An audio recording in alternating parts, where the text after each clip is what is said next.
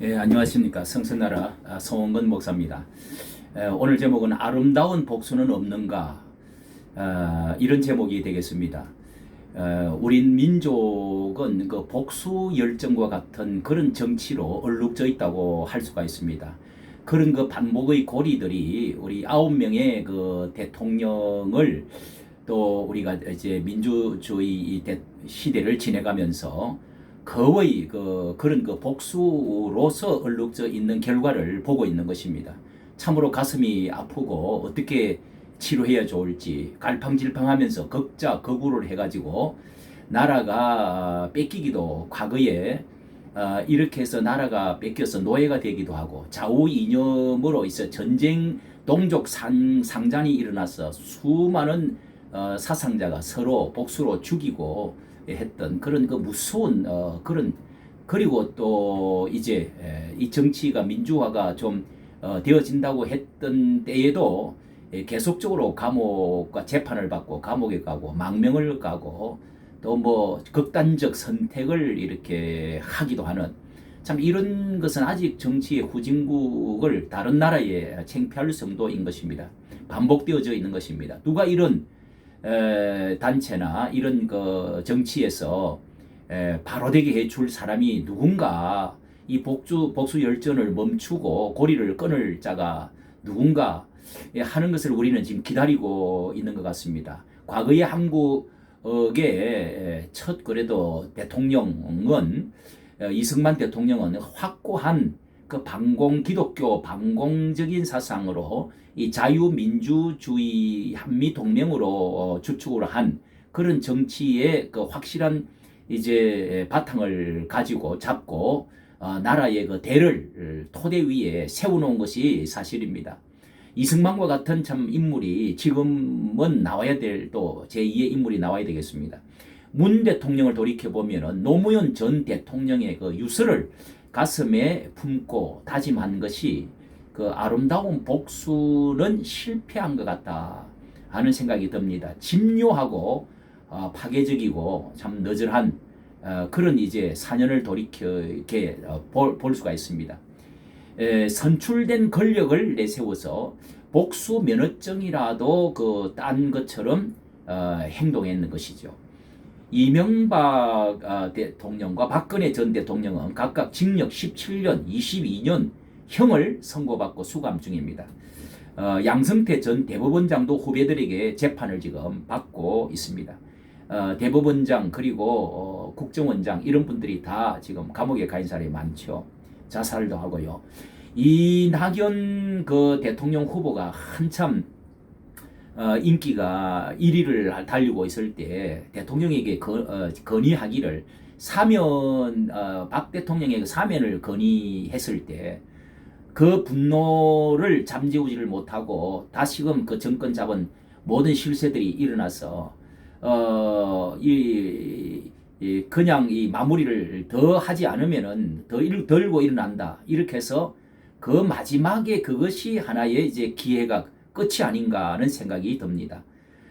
법무부 장관이 이 집요하게 움직이면서 이 칼을 빼앗고 그러면서 또 계속적으로 이런 그 경찰에게 뺏기고 간신히 숨만 쉬도록 만들고 또 숨통을 끊기 위해서 이 법무장관의 수사 지휘권을 4번이나 발동한 검찰총장을 정직 징계 처분하는 이런 그 역사 유례가 없는 일들을 진행을 하지 않았습니까?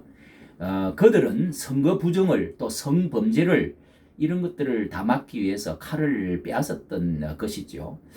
이렇게 부동산 그 뒤로 부동산 챙기기 LH 사건으로 통해서 분노가 온 국민들의 분노가 폭발을 지금 하고야 말았습니다. 이 복수의 그 분노는 2017년도에 민주당 대선 후보 경선에서 안희정 그 후보가 이명박 그 대통령도 잘해보고 싶지 않았겠느냐, 그 사람의 의지를 선한 의지로 받아들여야 한다 이런 그 말을 하자 이 문 대통령 후보는 불의에 대한 뜨거운 분노 없이 어떻게 정의를 바로 세우겠느냐 이렇게 맞받아침으로써 시작이 된 것입니다. 이 불의, 분노, 복수, 정의의 과정을 거쳐야 된다는 것입니다. 이 전 대통령이 그래서 수사를 받고 노 전 대통령의 죽음에 대한 보복이라고 그렇게 이 전 대통령이 수사를 받으면서 그렇게 말하니까 문 대통령은 즉각 분노의 마음을 금할 수가 없다. 이 분노가 계속적으로 진행이 되어 온 것이죠.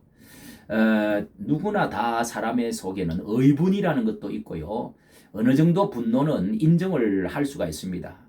그러나 이 문 대통령은 너무 자주 분노했고 끝까지 분노하고 교도소에 가는 사람이 너무도 많게 되었고 결국은 오늘 이 모든 것들이 다 이제 다 바꾸어져서 그 분노들이 이제 완전히 다시금 거꾸로 분노의 화살이 다시금 돌아오게 되는 칼을 빼앗으니까 칼을 주는 꼴이 이제 거꾸로 되는 시기 되었습니다.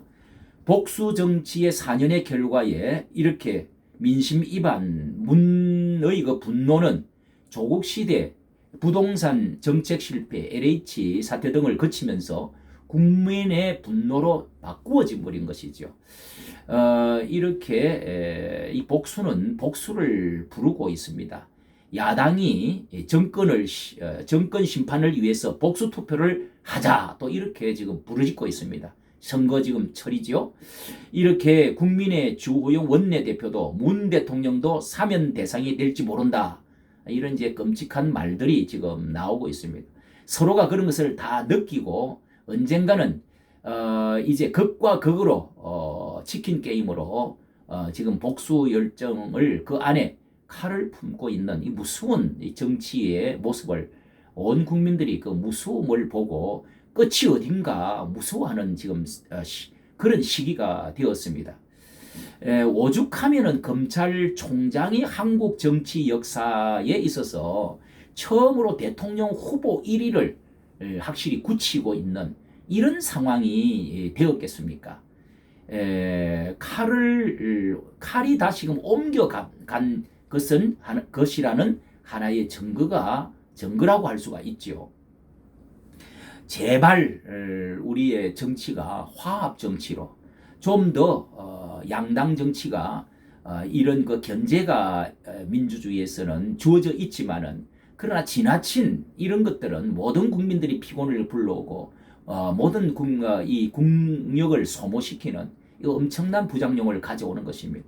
좀 고도의 그 인격적인 정치 이런 것을 해야 되겠는데 이 박원순 전 시장의 성추행 그 피해자도 사실은 민주당이 막판에 가가지고 역전의 그 성공을 정치적으로 다시 정권을 잡게 되면 서울시장이 또 되거나 하면 박원순 전 시장의 성추행 이런 것도 피해자에게 보복이 돌아가지 않겠나 이런 걱정들을 많이 합니다. 야당도 마찬가지입니다. 오세훈 후보가 이겼다고 서울시청 박원순 사람들에게 뭐 안갚음을 한다든지 이런 것들이 남아 있습니다. 이 용서와 화해가 정말 필요한 시점이 되었습니다. 이런 것을 잘하는 사람에게 우리가 박수를 보내야 될 때가 되었습니다. 대통령 집무실에 어떤 누구를 존경한다 그림을 그려놓고 그렇게 할 것이 아니고 성경에 나오는 베드로야 칼을 도로 꽂아라. 칼로 휘두르는 자는 칼로 망한다. 이런 구절을 좀 적어놓고 있으면은 얼마나 좋겠나 하는 그런 생각이 듭니다. 이까지 정치해 주셔서 감사합니다.